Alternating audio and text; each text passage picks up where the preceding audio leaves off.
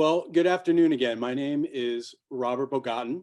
I am the director of Resilient Restaurants, which is a statewide nonprofit program of Good Business Colorado. And we are joined with representatives from COPIRG and Environment Colorado and Good Business Colorado today to have basically a discussion about legislation addressing polystyrene and other plastics in food service in Colorado. As some of you may know, there has been previous legislation and activity around a polystyrene ban in Colorado before, but it hasn't come to a vote or fruition yet. So this is a discussion before a final draft or drafting has been completed for the 21 legislative session.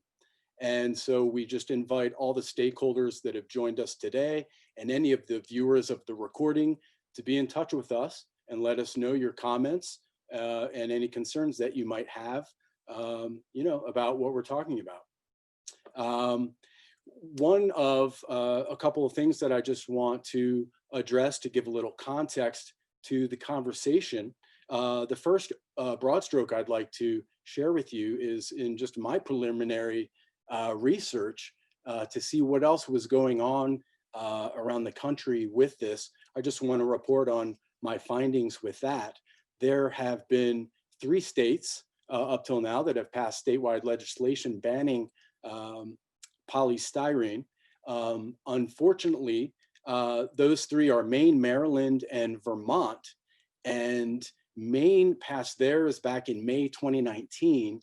And I think Maryland also in that year, but none of the states have been able to implement it because most of them had it where the original implementation date was sometime in 2020. And so because of COVID-19, those implementation dates have actually been extended. In Maine, for example, it was supposed to start in July this year, then it got pushed to October, now it's pushed to January 2021.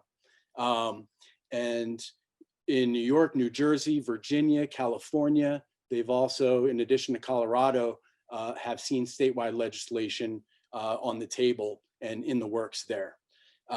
According to my information, 13 states do have at the city level, I think there are about 200 municipalities in the US that have banned polystyrene at the city level.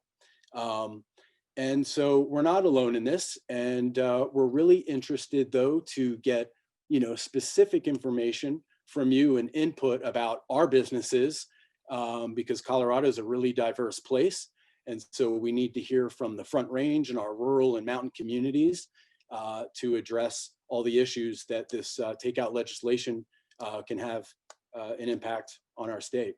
So a few of the bullet points that we want to consider for this. We're going to have a presentation from our speakers about where they're at in the current state of the legislation right now. And then we're going to open it up to comments and allow you to speak directly to the group and have a lively conversation about what kind of language makes the most sense for this in Colorado.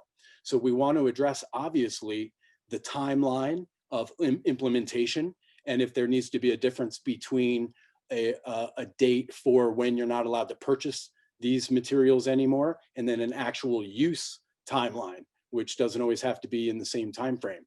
We need to have clear definitions of the affected businesses that will be under this legislation, and not just restaurants and dining establishments, but are we going to address hotels and schools and grocery stores, convenience stores?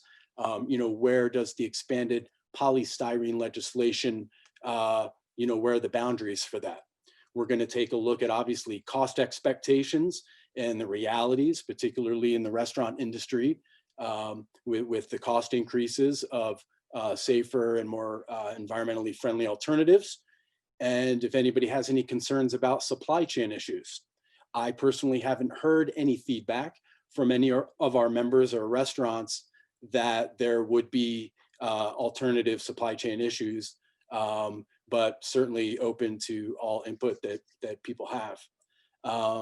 And of course, if we have some time, speaking just to the place and role in addressing grant funding to assist businesses transitioning over as a result of this legislation, what role does funding play?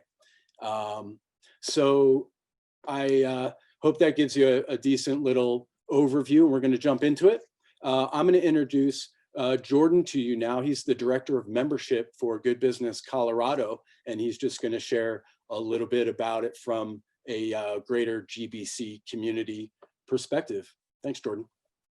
Awesome. Well, thank you, Robert. And thank you so much, everyone, for taking a few minutes out of your day to join us this afternoon for yet another Zoom meeting.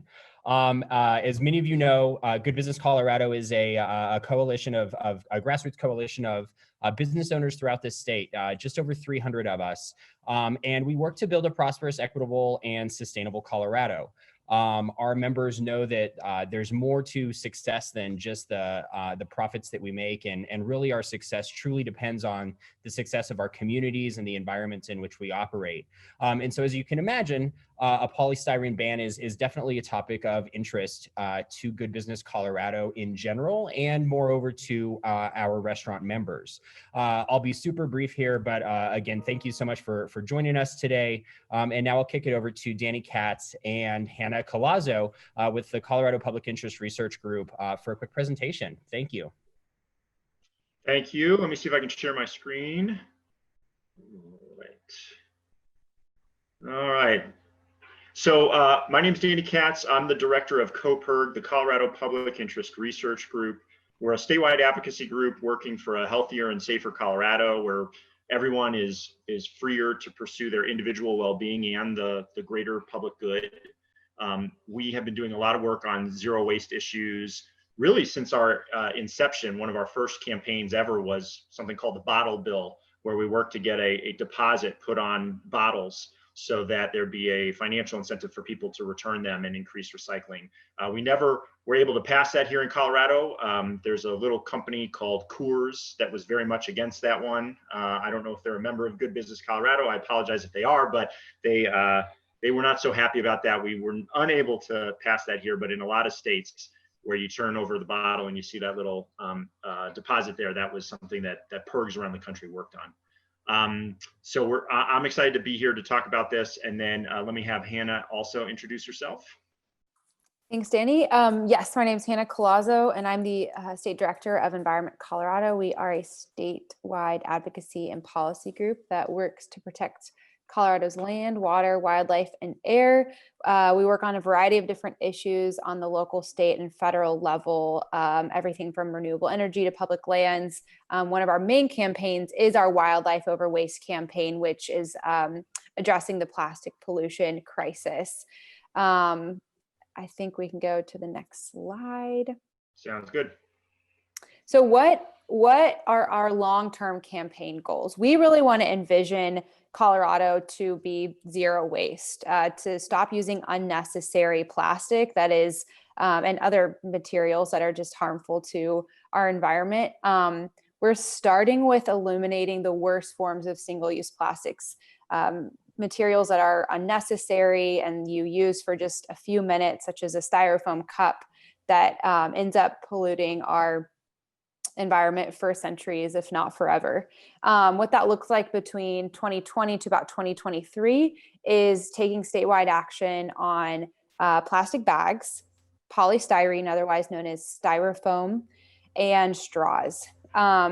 We also want to give cities the tools to lead, because right now there is a law on the books in Colorado statute that industry put in about 10 years ago that said local municipalities don't have the ability to regulate single-use plastic. So we want to give that ability right back to the municipalities and counties.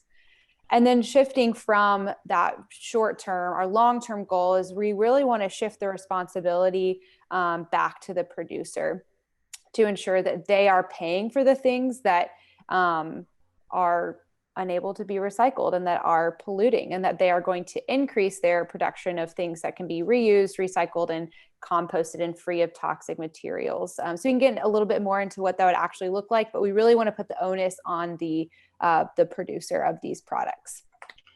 Yeah, and I think that's important for this audience in particular, because a lot of you, you're kind of stuck with limited options. And so we recognize like we can go around and ban the worst ones, but ultimately we want to make sure that the options you all have to provide takeout food or whatever bags to carry things home, that they already come, that they're reused, they're recycled, they're things that can be reused or recycled or composted. And ultimately that's going to take a different kind of policy. One we're not pursuing now, and we'll mention this later because there's a study happening in Colorado that will give us details around how that would need to look. So we would be jumping that study if we tried to do anything this legislative session. So you won't hear us talking too much about that. We'll just focus in on the elimination piece. I always like to remind people why we're doing this. So plastic pollution is a big problem. Every day in Colorado, we estimate about 4.6 million plastic bags are used, 1.2 million polystyrene cups. There's no good data that I've found on the foam takeout containers or plates, and I know a lot of places don't use them, but a lot of places still do. I would say half the restaurants I've had takeout food from in this during the pandemic have had some sort of foam containers. And unfortunately, some of them are not soft, they're harder, but they still are polystyrene. So you don't always know by looking at it. And then there's a lot of straws and stirrers as well. So we go through a lot of this, and it's not just plastics, but microplastics. This stuff breaks down into very, very, very small little balls, and you can find them in parks, creeks, open spaces. They're ingested by animals. They're even found in the rainwater that was collected in Rocky Mountain National Park. So we think this is a big problem. It causes all sorts of issues. It breaks apart pretty easily, especially polystyrene kind of breaks apart, but that doesn't mean it degrades. It still stays as polystyrene for hundreds of years. I mean, it takes hundreds of years, and it has limited to no recyclable value in it. In particular, polystyrene, plastic bags, really not something that the market is looking to use again. And so when we try to recycle them, they can't be recycled because there's no market for them. Consequences are everything from climate change, because all that stuff comes from the oil and gas industry. There's all sorts of toxic chemicals that spew out of the plants that produce these. We don't have those plants in Colorado, but we should be cognizant of the fact that every time we use them in Colorado, some other community has been impacted by that. But then they also have, some of them have toxic chemicals that stay in our environment. Wildlife chokes on them, and it undermines recycling because these products jam the machines, they contaminate the supply. If you have a supply of something that a company wants, glass or aluminum, and there's plastic bags mixed in, it undermines what those companies will pay for it, and therefore undermines the recycling system. So again, just a reminder of kind of why we do this. Hannah, I think you'll talk quickly about this, although Robert mentioned this already, some of these examples.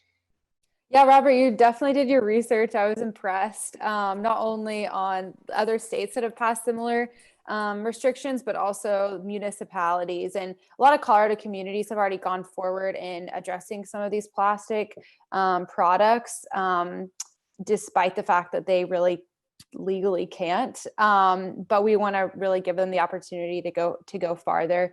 And then I also will just note on that water piece that Danny was talking about with microplastics and their toxic chemicals. I always like to remind people that Colorado is the headwater state. Our water affects 18 other states' drinking water, including Mexico. So although we don't have, the ocean reminding us that we, whatever we put in our water will end up in the ocean, other coastal states will be affected. So states that have banned single-use plastic bags are the ones listed here. I'm not going to try to remember what the acronym is for each state. And then New Jersey just passed a really, really comprehensive bill that banned plastic and paper bags. And then states with polystyrene bills, Maine, Maryland, and New Jersey, and then major cities. And I just want to remind everyone as well that while there are a handful of cities and states that have, how do I say this, kind of delayed the implementation of some things because of COVID, there are more examples of situations in which, cities and states have gone forward with these measures during COVID. Next slide. So just a reminder, when we think about what are the solutions to this and alternatives to single-use plastic, we would like the top alternative to be something reusable. And so we're already seeing a couple of examples. There's been some interesting stories. The Denver Post ran something this weekend, 5280, about restaurants that are starting to try to deal with reusable products, deposit-based products. So, you actually pay for the takeout container, the full price of a takeout container, but then when you return it and the restaurant can clean it, you get the money back, or you get the next one without having to pay for it. So there's some interesting ideas there. I don't know how well they'll scale up, and that's something we should be thinking about. Compostable products are also great, but the caveat is you need to have actual industrial composting facility nearby. It's not compostable if it doesn't actually get to the facility that can then turn it back into the dirt and the nutrient-rich stuff that we want. So if a compostable product goes into a landfill, it's not quite as bad as a single-use plastic in a landfill, but it won't break down the way a compostable is supposed to break down. In some parts of Colorado, we have curbside composting. So Denver, it's something you can pay for. Boulder, Loveland, some of the Northwest Front Range area, there you have that. But that's really important if you're going to go to the effort of buying compostable products for your customers. You want to probably be in a community where there is some place they can put them. Otherwise, it's not quite as useful for them or for you, frankly. There are lots of generally recyclable products like cardboard and paper-based, aluminum foil, some plastics, but really the thing on the right hand of the screen is the most important piece. I took this from EcoCycle, and really you want to know in your community what is recyclable, because the definition is really it will get collected, it will get sorted, and somebody will pay for it. If that doesn't happen, then you could put the plastic or the paper or whatever in a recycling bin, but it's not actually going to get recycled. In most parts of the Front Range, north of Colorado Springs, you have the ability to recycle most paper, glass, aluminum, plastics. Once you get into El Paso County and other places, there isn't as much curbside recycling offered, and so you start to get less and less there. So just a reminder that ultimately we could buy the right products for the customers, but you also need the infrastructure in place so that those products get to the right place end of life so it can be reused. All right, last two slides here for Hannah as we get into the marketplace and then what the bill that we're talking about will do. Okay, so I walked into Restaurant Depot back in January of 2020. So this is before COVID. I will give you that caveat. I have not updated my prices, but I'll have you look at the graph to the left. To the left, you have the least eco-friendly products, and then to the right, the most eco-friendly products. I will say that more eco-friendly products in most cases will be more expensive. The important question is how much more expensive. So like a 5-inch clamshell will run about half a cent, and I'm sure all of you know this like the back of your hand if you do your ordering. But then you have about a biodegradable, compostable clamshell, 1 inch bigger, is running about 13 cents per item. So that is about 6 cent difference if I'm doing that math right.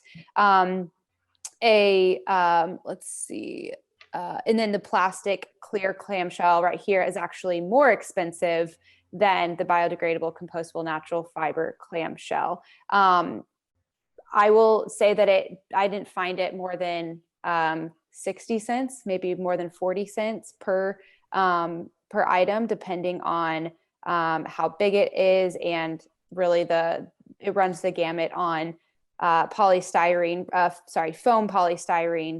expanded versus rigid. So you will, in this bill, technically be able to still use rigid polystyrene, which is like a red Solo cup material. You will not be able to use that expanded polystyrene, which is your styrofoam cup.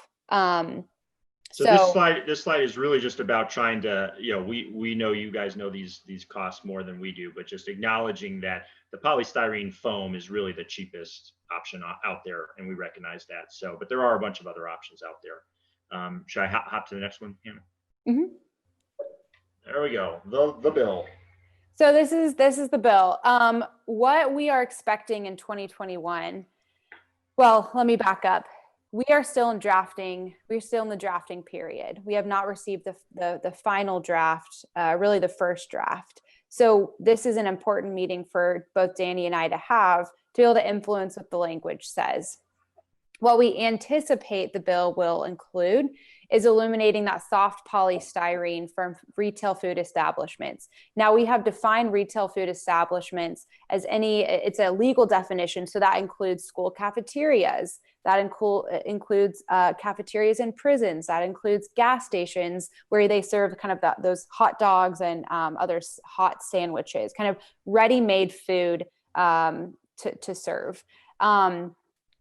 It will, I guess it's all written right down there at the bottom. In terms of our implementation date, we are looking at anywhere between January 2022 to January 2023, and when we would require restaurants to do this.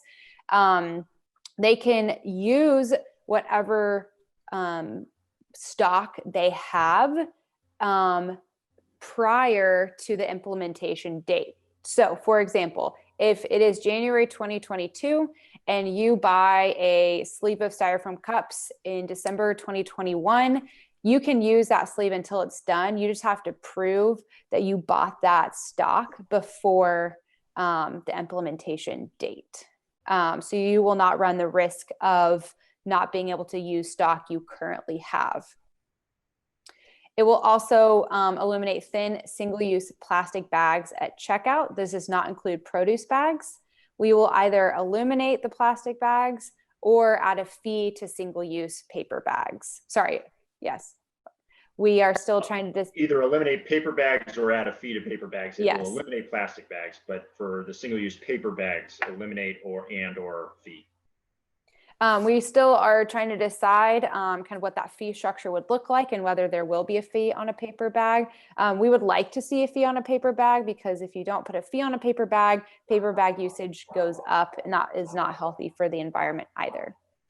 And then lastly, we want to repeal preemption, which allows local governments to go farther and make their own decisions on single-use plastic. Again, we are not considering a producer responsibility model. So what that would be is putting a fee on the producer producing plastics to incentivize them to create more eco-friendly products, because there's a study that was passed last year on studying what producer responsibility policies Colorado should consider, and that will not be published until the end of the session. So that will be considered in 2022. But those three things: eliminating polystyrene, eliminating plastic bags, and then repealing preemption will be the expected legislation in 2021.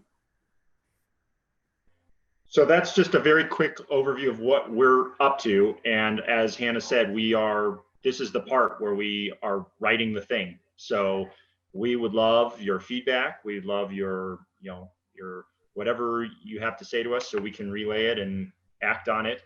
But that's where things are at the moment. Great. So any questions, comments? I don't know how you normally want to do this, but we're happy to open it up. Hi, this is Sarah Smith-Himes. I'm the mayor of Avon. Hi, Sarah. We instituted a plastic bag ban, and we pushed hard for the styrofoam ban at the state last year as a preemption from that statute. And obviously we didn't get there. But my question to you, just locally, I don't know if you know where Avon is. We're at the base of Beaver Creek. So we're a mountain town, ski resort town with a fair amount of restaurants, lots of takeout, and not all of our restaurants are really behind this because either they're not engaged in the environment or they're concerned about the cost. And I'm curious what your sense is about what percentage of the restaurant industry can get behind this, because I think we had, when we did this bill last year, there were, maybe it was I can't remember. I think it was the National Restaurant Association came out in opposition to it, as did the National Chemical Association. So I'm just curious about where you guys are in terms of mobilizing the restaurant community in Colorado. Absolutely, good question. Last year's bill, last year there were multiple branches of the bill, so it was actually 3 different bills that were running around. I think actually might have been 4 at one point. So the proposal this year is to make it all one bill, one plastics bill that touches on all these different things. The bill that was just polystyrene, the restaurant industry was neutral on that. So the Colorado Restaurant Association had come out neutral on that bill. Part of that neutrality was based on that we were just talking about the soft polystyrene foam.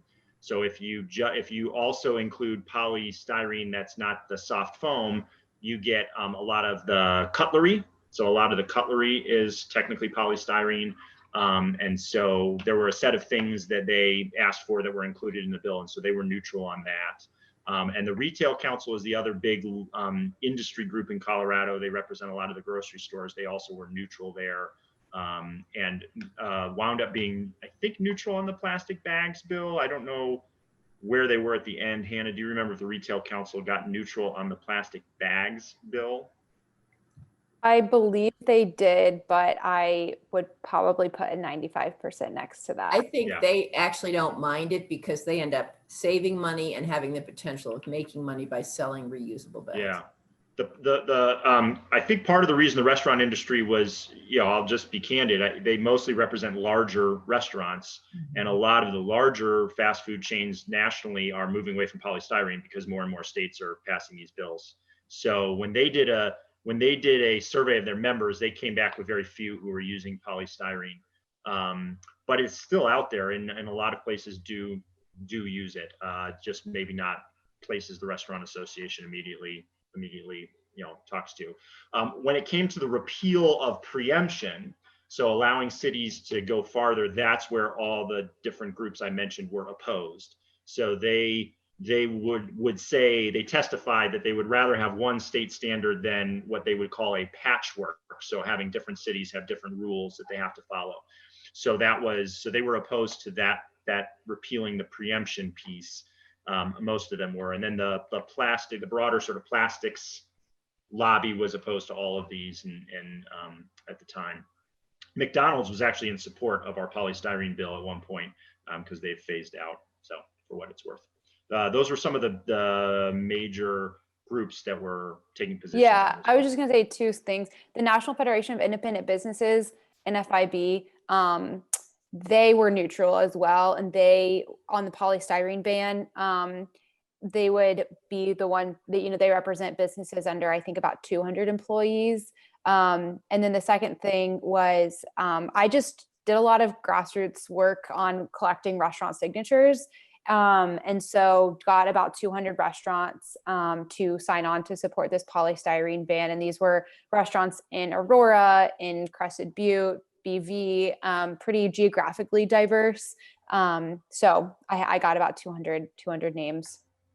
There is a concern that the restaurants that use this are more lower income, restaurants that are more in lower income communities. Other questions? Hi, first of all, thank you for doing this. I live in Grand Junction, and I've actually spoke about this around the world and done beach cleanups and did a very poorly done TED Talk about it. What I'm finding here locally as I'm trying to talk to people is it is less of an it's less of an environmental thing. It's completely economic to them. And there's a little Mexican taco place that has 2 locations. The son is arguing with the mother to get rid of the styrene. So I think a big part of it is education.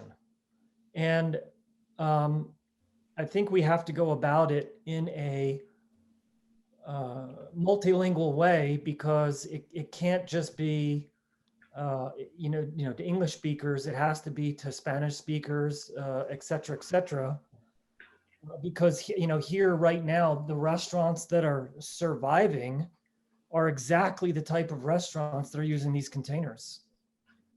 So there's an incentive, and somebody who lived in Vail for 25 years and was involved there kudos to Avon, but I know what you go up against. And so much of this is more of an education. And if you really affect the demand side, the supply side will follow. So I think the key is the demand. I mean, we vote with our dollars every day, and we have to educate people why you are voting with your dollar on this election. No pun intended. Thanks. I'll jump in. I'll add, I'm Teresa from the city of Golden. I'm their sustainability manager. We actually have a citizen task force to talk about a styrofoam ban. We'd love a statewide solution to this. So one thing I just thought I'd share, and then I have a question. We have a rebate for all Golden restaurants to use compostable takeout ware, and we came to that kind of program by reaching out to some of the major food distributors in Golden that serve Golden restaurants and asking them their prices. So I appreciate having the background on pricing to compare to. Our research kind of came to an average of 8 cents difference between polystyrene and compostables. So that's kind of what we based our rebate on. So businesses can have a maximum of $250 this year. We only started the program recently, so we expect to do it through 2021 as well. So I'm happy to share any of that. But my question more is, I apologize for missing, or at least I don't remember if this is a referendum or if you have bill sponsors that might have a resolution that local communities could adopt and help support this bill. Yeah, so the bill doesn't exist yet. So right now we're in the middle of a special session, so we're not playing in the special session with this. So this is in anticipation of a January bill, and once we have that language, you could totally pass a resolution saying, hey, pass X number bill. You could also pass something now if you wanted to that just says, hey, legislature, tackle these issues, but we can get you a bill number in January. Now is the time, though, if you want to help us, decide what should be in the bill. That's really what we're looking at right now. Thank you for that. I'd also echo the educational components of this as well. It does seem that folks that are working 80-hour weeks doing their businesses in the restaurants need a little bit of help with resources to be able to order these alternative products. A lot of times it's not through their regular main supplier. It might be through somebody else, which is an extra step and extra effort that they literally kind of are on the edge right now of not having that time. So we're trying to remove some of those barriers and connect people with resources to where they can purchase these products, and then making the rebate process, the refund from the city super easy so that they don't have to spend a whole lot of time in getting money back. Yeah, I haven't asked this question in some of the states that have already passed this, but to the supply and demand side of things, I mean, if this bill passes, let's say on the polystyrene, that does create a marketplace for entities to come in and start carrying that as an option, or providing the service to restaurants, or having cities be able to provide that service of helping them, find these better alternatives. So I'd be very interested in innovative ways we can help on that front too, and help educate people. That seems like a great role for all of us. Thank you. And the last thing I'll just say is the distributors were fantastic that they're actually doing the promotion for us. So even if they don't have Golden Restaurants as a customer, they're reaching out to Golden Restaurants to get new customers by telling them that these rebates are available. So they're actually almost doing all of this promotion, for us. But thank you. Are there other questions about the bill or things that folks would like to share, especially if you're a restaurateur and you're on the front line on what we're about to do? So I'm not a restaurateur, but do have a question, and it's kind of a follow-up to Brian and Teresa. So talking about the economic incentives, are there any talks with legislators in the bill to try and provide some sort of incentive or way for restaurants to make this transition to a more sustainable material if this bill passes? So two things. One, since it's a combined bill, there's bags, polystyrene, and preemption. The bags piece does provide an opportunity there. So if we eliminate plastic bags and put a fee on paper bags so that paper bags don't just replace it. Traditionally, the way that fee works is the grocery store, the retailer, keeps some of that to cover the costs of the reusable bags and other things. But some of that can go to the municipality is one model, and the municipality can use it for waste reduction efforts. So education, I would think rebates would be something that we'd want to make sure like that would be seems to me like a valid use of those dollars for sure. So that's one thing that maybe there's a way to connect the dots there. And then secondarily, I think if it wasn't COVID right now, that would be something that I think could gain some traction. Mostly what Hannah and I are hearing from the legislature is there's no money for anything. I think what we're talking about here isn't a lot of money, so there might be an opportunity to do something there. There might be some innovative grant program that the federal government has that we could connect through Colorado or pull down dollars. Where there's a will, there's a way. So we can certainly explore that, but it will be challenging in 2021. That said, if we're thinking that this goes into effect in 2022 or even 2023, that gives us more flexibility to set something like that up. Those are some ideas off the top of my head. Great, thank you. I got a question to kind of add on to what Jordan said. And Sarah, this is kind of toward you. Were you around when Avon and Vail and et cetera got rid of plastic bags? We passed it, since I've been on council, we passed it in Avon. Vail did it first and then we passed it. And then we actually were exploring a styrofoam ban in our town. And we got visits from Dart Industries, and they showed up at one of our community meetings. There are 10 people from the community, and one of them some guy from Dart corporate headquarters. So yeah, we instituted the ban since I've been on council. We have a bag fee. We have a 10-cent paper bag fee that goes to this town. And then we use that for waste reduction. And we, one of the things that we had floated that was not, we haven't actually gone forward with, but when COVID hit, because takeout exploded because of COVID, we had proposed that we should buy compostable takeout containers in bulk and just provide them to, a set number to our restaurants. But we got some pushback on that, and then it sort of got bogged down, and I'm trying to resurrect it.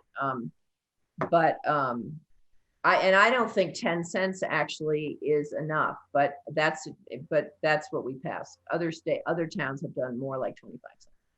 So so this is a twofold question. Number one, because of the CARES Act, can you piggyback on anything with the CARES Act? Because you were actually going down the road of what I was talking about. Again, you're affecting the demand side.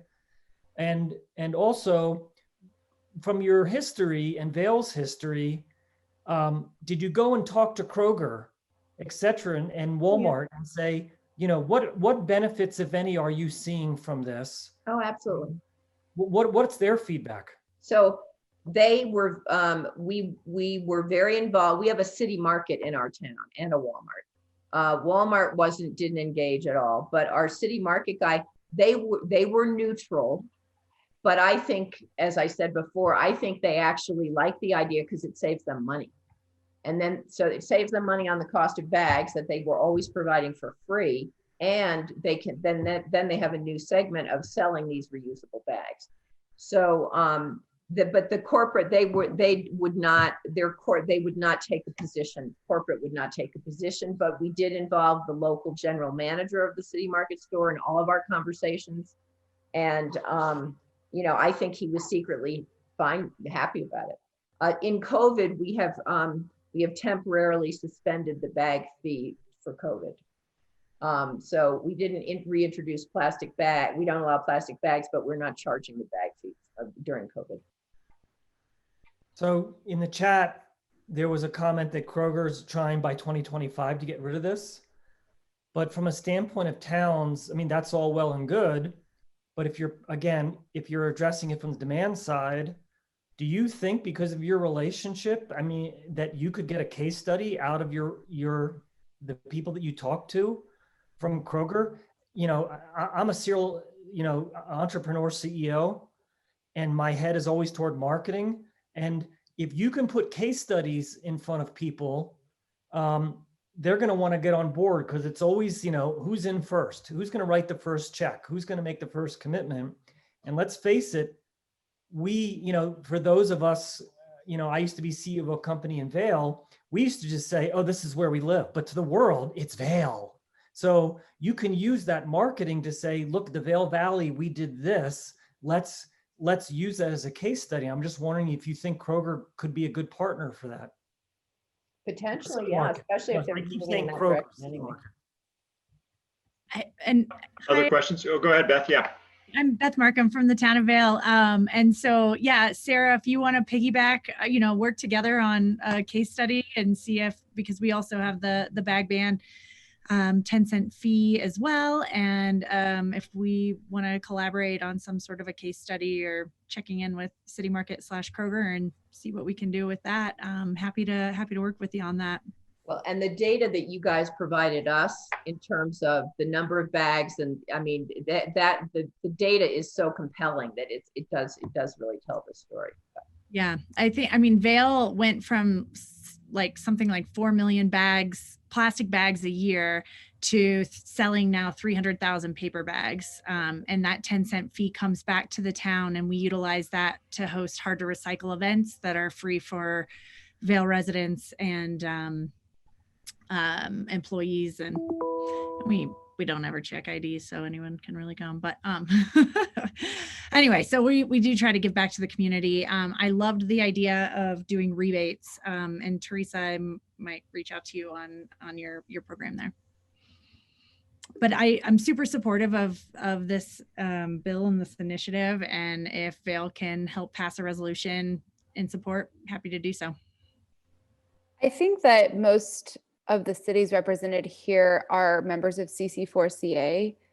Okay, so we are in communication with them about this. And so I think that information about this bill will either get to you through Good Business Colorado or CC4CA, and they did a lot, and probably you all did a lot last year, and we hope to do that again, and even more this year.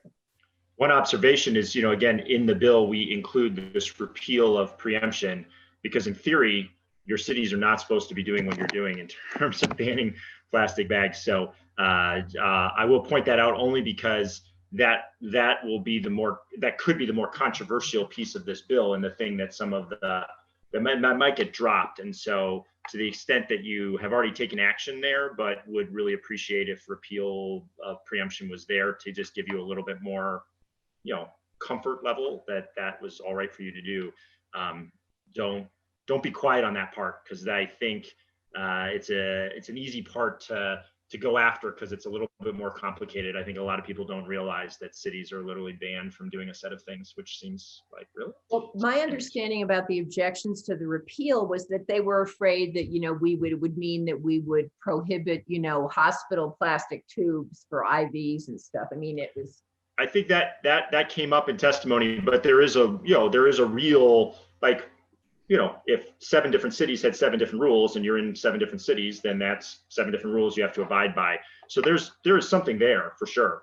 I think we in the zero waste world don't think cities are going to be going, there's not that many paths to go down. We've talked about bags, we've talked about polystyrene and takeout containers. Straws is another one. We're not going after straws because there's some challenges there of just straight up banning plastic straws, both from a marketplace perspective and other things. So we haven't gone there yet, and it's a smaller piece of the pie. But there are things that other cities are doing. If you had more, it would be less probably bans and more requirements that I think cities would pursue. So you would see more cities innovating by requiring certain kinds of containers that they're only compostable or recyclable or those sort of things. I think that's what we would see more of if we repealed preemption. Other questions or anything else about this bill or feedback people want to make sure we hear as we're developing this with a set of sponsors? I guess just one more observation, and I appreciate, we have the Wild West out here. So thanks to Vail and Avon for bucking the system and doing it anyway. But I like, you know, the idea of that fee that goes back to the town to issue rebates, have a little bit more choice in how to distribute that benefit to their businesses. It'd be great if the bill might consider a sunset of that provision in a couple of years. I could see us being up against a marketplace where we're all buying the compostable kind or the alternatives, and the price comes down to be pretty much equivalent with polystyrene. So maybe there's a sunset provision in some of those funds. Yeah, thank you for that.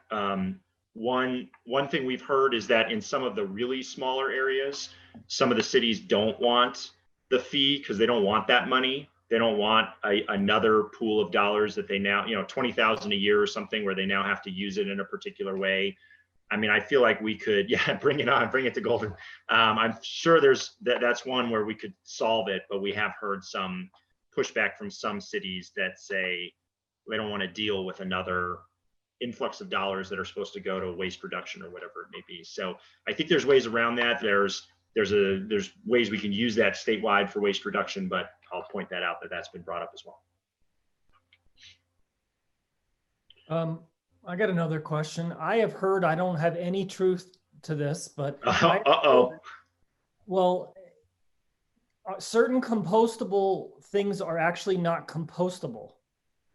I think if anyone has said that, if it's compostable, it has to have like a little certificate, and it has to, you know. So I think when people say that, what they're referring to is it might be produced in a way that can be compostable, but if it doesn't get to a facility that is what I'm calling an industrial compostable facility. I mean, you can conceivably do it in your backyard, but that's really for like leaves and things. So for those bags, it's really supposed to be collected and put into an industrial compostable facility, which then it does turn into compost. And we have one main one in northeastern Colorado right now that Denver and Boulder send their stuff to. And I know the mountain towns, there's some starting to be created in different places. So there's some really cool innovations there.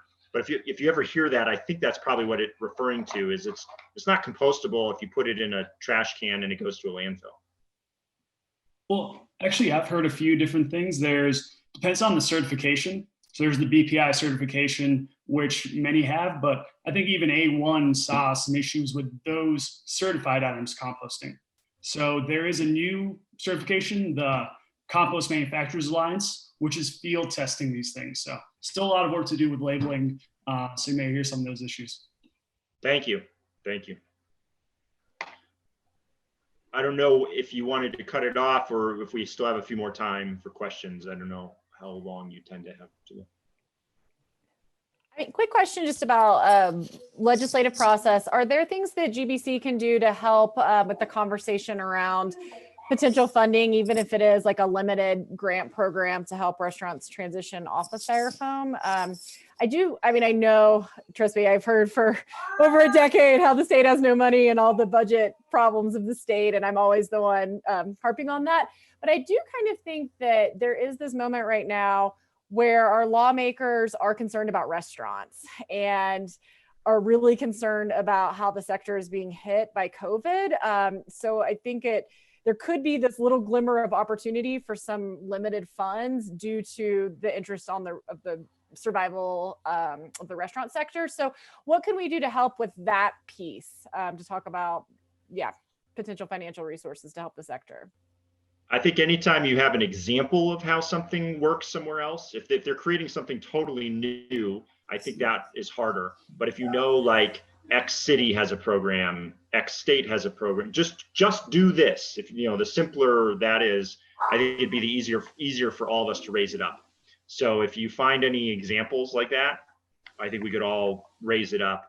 And like I said, I don't think we need tens of millions of dollars. So if we're talking hundreds of thousands of dollars, $1 million, you know, where there's a will, there's a way. So first off, get through the like bureaucratic, how is this even possible challenge? And so if you can just, I think examples would be really helpful. And then beyond that, just raising your voice would be the next step. One of the things that we pitched to when we were talking about this was trying to shift the responsibility a little bit to the consumer.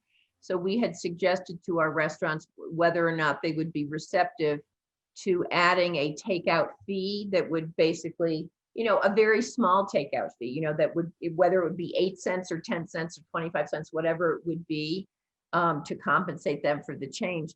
And it was funny up here where things are expensive everywhere, but people were, some of the restaurants that opposed it were like, we couldn't put, a 10-cent charge on our bill for a takeout container. And this is on a $13, cheese sandwich. So that's why I was curious to hear about how much support we can get from the restaurant community to move forward with this.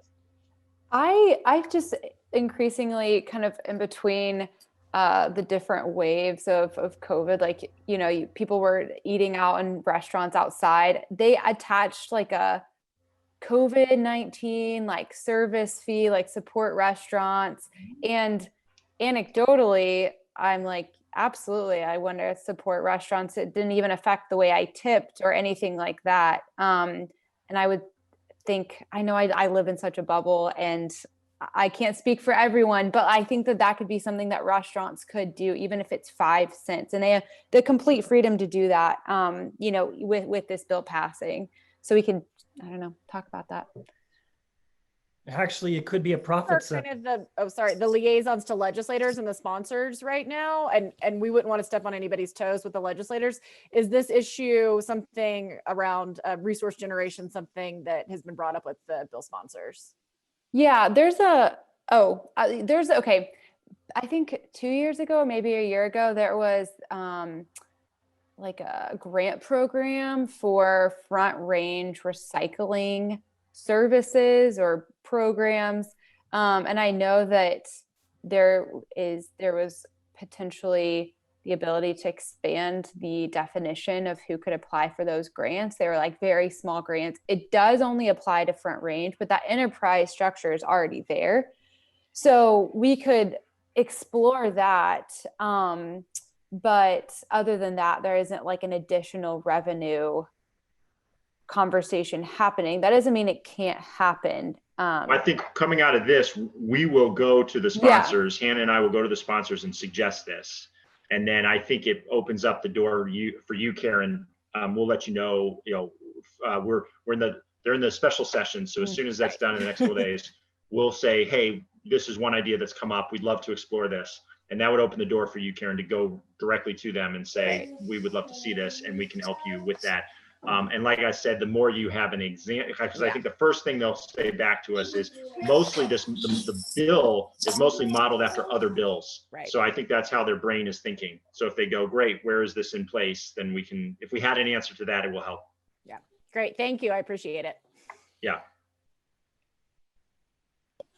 Hi, I had just a question. My name is Margaret, and I'm a member of GBC. And I want to say thank you for all of the work you've been doing thus far. I think it's really important. When I worked at the National Park Service, we tried to do a water bottle ban, and that was recently voted down by Trump. So it took a long time to get through all of the corporations. But I had two questions, I guess.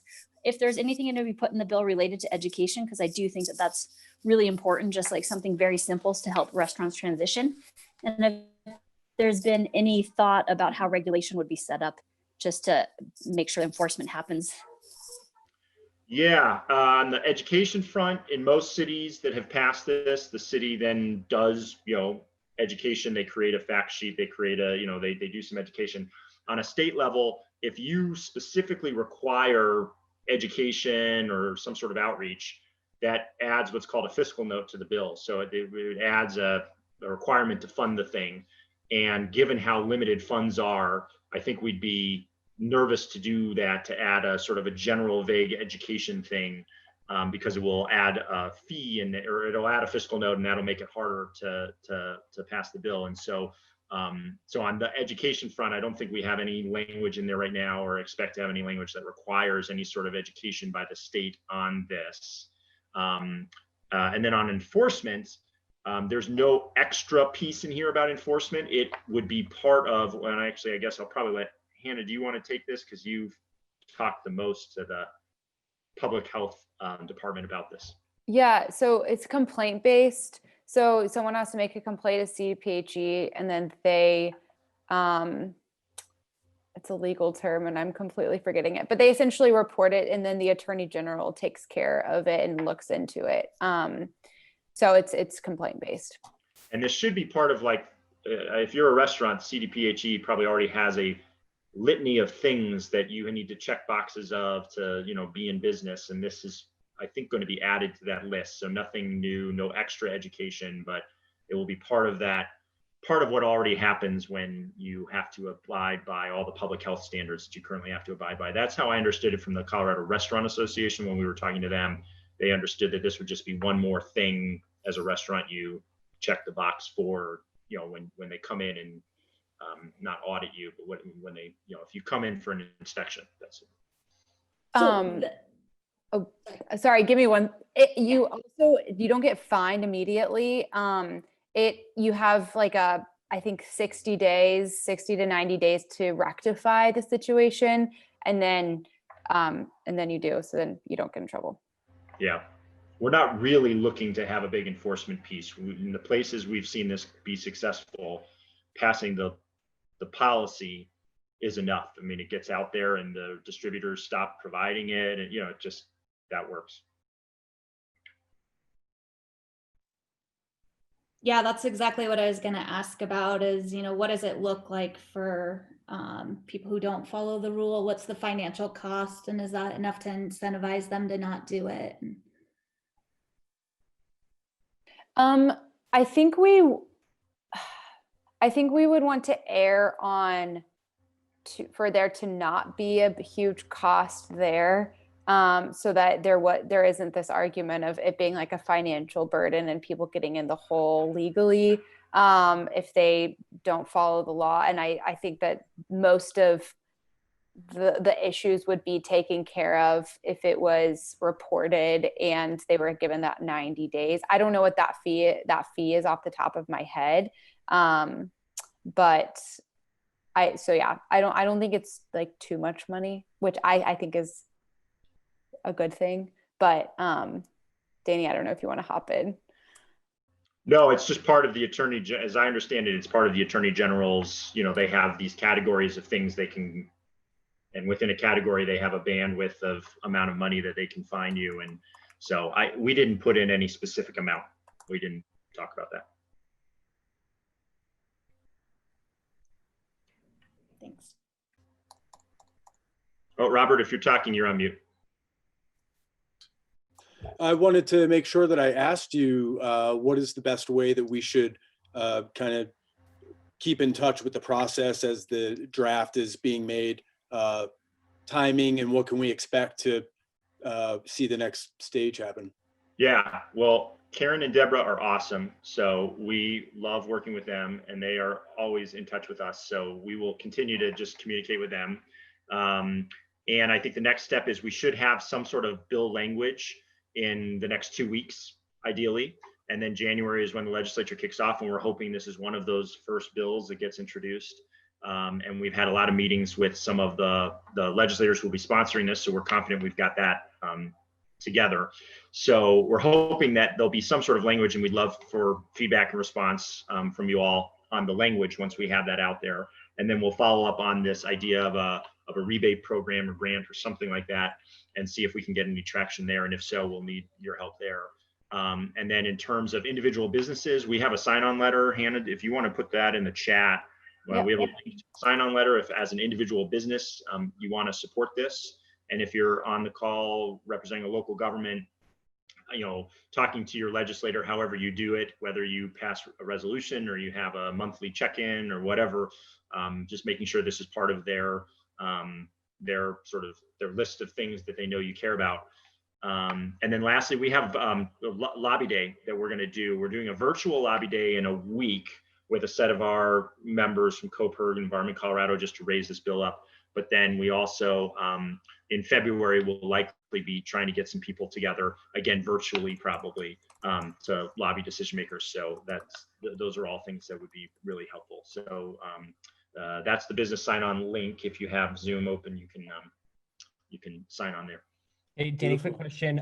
We've got a newsletter going out on Friday. Would it be okay to include that sign-in letter and info about the lobby day? That would be great. Yeah, we'd love to include that. The lobby day, it might be too late for that because we're closing, we mostly just thought, oh, let's get our members, there. So you're not forbidden from coming, but I think we need to know by Monday. So Hannah, why don't after this call, if you want to send Jordan the link, and if you all can use this in any way, feel free to get it out to sign up for the lobby day, but that is probably less important than I think the letter. So I will actually just say, I think we're at capacity. Okay, never We mind. have like 130 people, and it's going to be really busy, but we have plenty of opportunities coming up this legislative session. Yeah. For those of us that are in CC4CA, they give us weekly, exhaustive weekly updates. So I think for many of the 30 CC4CA communities, I think that getting the information through a CC4CA would be helpful, just because it's not another place that you have to look. That'd be great. Yeah, we'll make sure we follow with Jacob, and we've been in communication with him. And then of course, from a Good Business Colorado perspective, if you can officially endorse as well, once we have the bill, that would be, really helpful. As I mentioned before, previous versions of these bills didn't have a lot of industry opposition. A lot of them were neutral. This is a new period right now with COVID. So it could be they all swing opposition. I don't know. We haven't been talking to them yet. So we will do that to some of the traditional trade associations, like the Restaurant Association. If you think it's reasonable, you might ask Jacob to draft a resolution that communities can adopt. And by that, I mean, if you ask him for that assignment, I'd be happy to work on that, because I'm part of CC4CA as well. Sometimes that makes it easier for cities to really kind of get behind something like this. We will suggest that and drop your name. Cool. Yeah, Pueblo passed a resolution last year that was just polystyrene, but we have that language, and I feel like it would be pretty easy to outfit to bags and stuff. So if you want that, I can forward that Google Doc to you. Beautiful. All right. Are there any other final comments before we wrap it up today? I really appreciate everybody's time and participation. Yeah, thanks for having us. Let us know if we can help in any way, and we really appreciate it. We want your feedback, so let us know what else you see that you want to have in there.